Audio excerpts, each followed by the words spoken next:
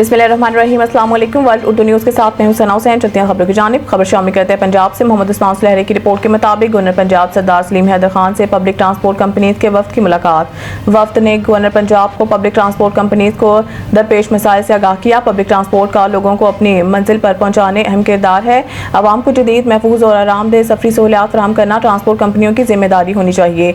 Drivers हज़रात तो over speeding से गुरेज करें ताकि सड़क पर मुख्तलिफ हादसात से बचा जा सके। हमारी बड़ी बहरी और पाक फ़ज़ाइया ने भारतीय हुकूमत की नींदें उड़ा दी हैं। पाकिस्तान हमेशा अमन का ख्वाह रहा है। आलमी इदारों ने भारत के झूठे प्रोपेगेंडे को मुस्तरद किया।